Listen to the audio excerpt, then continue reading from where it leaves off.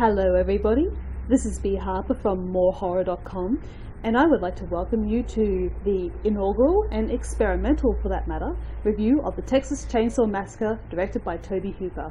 Now, a lot of you who love their horror know this movie, but I decided to do this review in a very special way by having a very special conversation with my dear friend, Melissa. So, would you like to say hello, Melissa? Hey everybody! So, tell me, Melissa, what do you think of the Texas Chainsaw Massacre? Like, what makes it so important to you as a horror fan? I would have to say that even though it's not the first horror movie I ever watched as a kid, it probably was the first horror movie that actually scared me.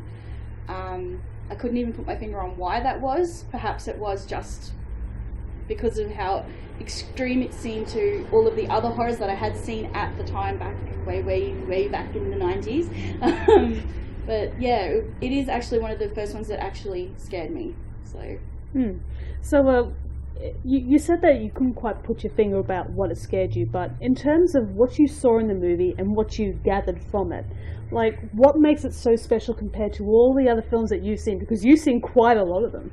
Perhaps, even though I'm not an American, it was probably one of the first movies back then that brought the horror into your backyard. These people were normal people. They weren't vampires or, that sort of thing. They were normal people, and it was something that was happening right there. Something that happened to kids, even though they were a fair bit older than me. Fair bit older than all of us.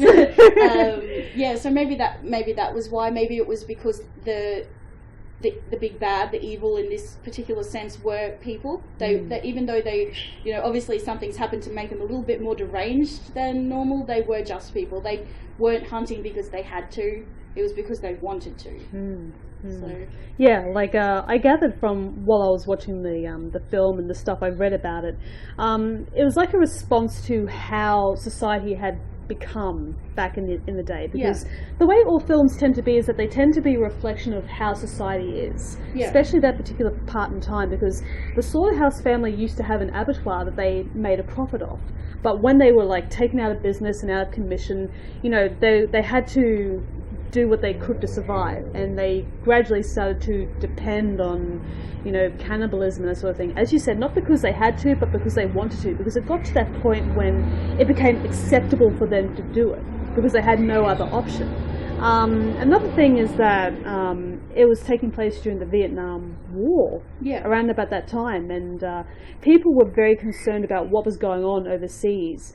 And as you said, the film made a statement by saying, perhaps the worst horror is in your backyard. And instead of having that strong sense of them against us, it really was us against us. Precisely. And instead of just being a reflection of, maybe it was more scary because it wasn't a reflection of how we wanted society to be, which is what a lot of movies are, but as it actually was. So that sort of brings up a good point as well. Yeah, because it's amazing that when the stops are taken off society, off civilization, it's amazing what people would do. Yeah. And in this case, like these people had no direction and no guidance of what were they going to do with their lives, because their government and like the rest of society had left them behind in this antiquated world about how they made their money, because their abattoirs just like fell out of business because nobody needed it anymore. And just in the case of the Slaughterhouse family, they had to do what they could to survive, and it just became a gradual, leisurely behaviour, as well as a way of life. Something that was being taught, as you can see with the kids, being taught down the generation. Precisely, which brings up the case of Leatherface, because as you may remember in the film, like, there was no sort of female slaughterhouse characters. Yeah. All of them were male. However, the character of Leatherface was more or less like the substitute for the woman. Like, if I'm not mistaken, when you first see him, he is as a man, like with his skin face and everything. But later on, he adopts a female face and dresses like a woman when he's taking care of domestic duties. And he has the apron and everything else, which, although it is a slaughterhouse apron, I suppose an apron could be seen as more of a female garb than, other things. Because he was like given the duty of cooking dinner for the family, in that penultimate scene with all the male characters in the family at the table, with young Sally sitting there. It's also fascinating that they come to depend on this notion of femininity and basically make the youngest member of their family become that role. In a sense, it's like child abuse when you think about it. Oh, very much so, definitely.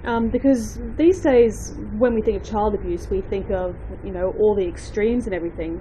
But in the Texas Chainsaw Massacre, it is like an extension of that. Like this young, impressionable, child. And that's what Leatherface was. He was a child. It sort of flips that on its back, being that he wasn't what you would say, a child. You'd picture this small little frightened thing, when he was this huge creature which easily could have fought back, but he chose not to because of the abuse. So that's interesting as well. That was the way he was conditioned to be. Yeah. And it's interesting because, like, when he was out of the household, he was like the hunter. But when he was in the household, he was the gatherer. Yeah, he was like the domestic servant. And that's sort of like brings us to the whole sort of gender roles, especially in films. When it comes to movie heroines, like Sally Hardesty is like the first final girl to really sort of take matters into her own hands and like take care of herself. And the final part of the movie, like, she doesn't have anybody else to depend on except herself. Precisely. And she does all she can to survive. And I've heard people criticize her for being such a whiny... because of the constant screaming and the hysterics, but really, that's more a realistic view on how you would react in that. Precisely. Well, realistically, I would have been dead. Don't say that. But she's managed to get through it, and although she is hysterical, she is actually still fighting her way through. Mm-hmm. Because we as an audience are given the luxury of sitting in our chairs and intellectualizing what's going on the screen. Yeah. When in reality, if we are placed in that sort of circumstance, I can guarantee you will be pissing yourself and huddling in a corner. I suppose it does come back to, we were talking earlier about how the Slaughterhouse family has had to go back to being almost like a primal. They're reacting to what has happened to them, and they've become cannibalistic. Well, same with the last girl. She's become this primal fight or flight, which she does a lot of flighting, but then in the end she does a lot of fighting as well. So it is sort of a real look on human nature and how you react in extreme circumstances, I suppose, like the Vietnam War as well. So because in those survival circumstances, you become like an animal being backed into a corner. Yeah. I mean, all rationality and like the desire to, trying to talk it out with your aggressor goes out the window. Yeah. Like if they're coming at you with a chainsaw, like howling and hollering, you're not going to stand there and say, "Hey, can we talk about this?" You are going to run. Yeah. Yeah. You run or you fight back, or you die. Yeah. It's as simple as that, people. It's as simple as that. So, yeah, to me, Sally is one of those very standout characters. Like, despite all this garbage people are saying about her, she is like one of the most strongest and endearing horror heroines ever in a film. And the thing is, she didn't aspire to be a heroine. She was just, as you said, a regular person. Yeah. And that's what this whole film is based off. Just like it's very simplistic. It doesn't really have much of a story when you think about it. No. All it is just like a very savage circumstance has been plopped into these characters' laps, and they are reacting to it. And it just so happens that Sally is the last one standing, and she behaves just as what anybody in that situation would do. Yeah.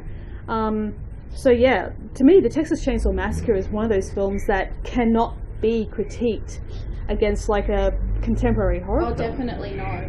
Why do you think that might be so?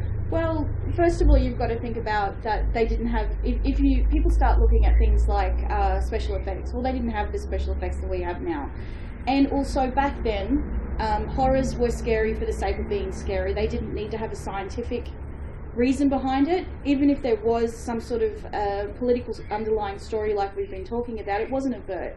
They didn't actually sit down with the characters and talk about why they're doing this, which seems to be what they do now. Also, they were still, which I absolutely love about classic horror, sticking to the characters where you have, your bimbo, your smart last girl, you have the boyfriend, you have, there's always going to be a character that's killed first. Of course, it's going to be the guy in the wheelchair. There wasn't a black guy, so it had to be the guy in the wheelchair. So, so they don't tend to do that anymore as much. So it is really hard to sort of critique it against a current movie you know, now you expect those sort of standards. Back then, it was just a case of creating a frightening movie to frighten people, and that's why we love them so much. Oh yeah, I think that's the case with almost any sort of old school classic horror film, is that it was made with a particular purpose in mind, and the fact it wasn't given the luxury of you know, all the stuff that we have today. Yeah. Back then, especially with Texas Chainsaw Massacre, it was filmed almost like a documentary, and that's what makes it so affecting. It's so down and I like dirty. that, yeah. It's very gritty. Even not just the story, but the particular film they used, the colour choices, and the environment that it was placed in is very harsh, dirty. Even the sound of the saw. Oh yeah. As soon as you hear it, you know what you're watching. It's something that you can almost feel a limb being hacked off. Yeah. just by looking at it. So, and that I don't know, you can almost smell the rotting flesh and the blood. So.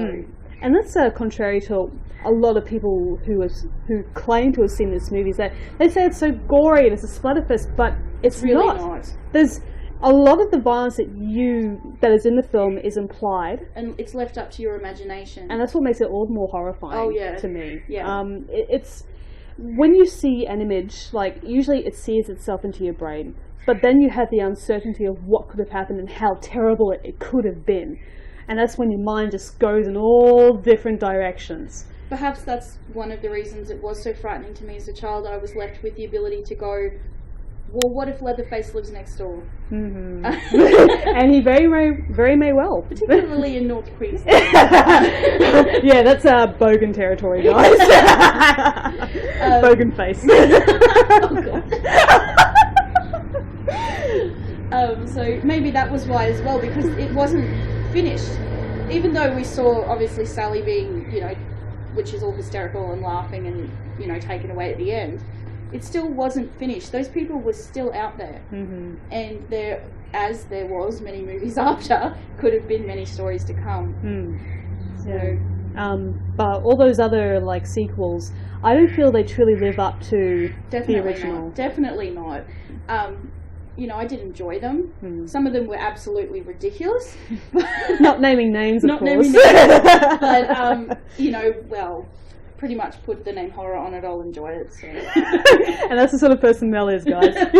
But it is a stand-apart movie from the other ones, I will say that. Absolutely. And it probably did set a lot of standards for me. I sort of put, you know, your slashers and splatters as separate to some other horrors, like a ghost movie. And, you know, for instance, I will go and watch Texas Chainsaw because it does leave some of the gore up to you. Some of other movies, which I won't name here, don't leave the gore up to you, and they just become stupid and boring. Precisely. So, and that's why we feel that Texas Chainsaw Massacre is one of the best horror films ever made. Definitely one of my favourites, and I don't think that it's going to be a generational thing.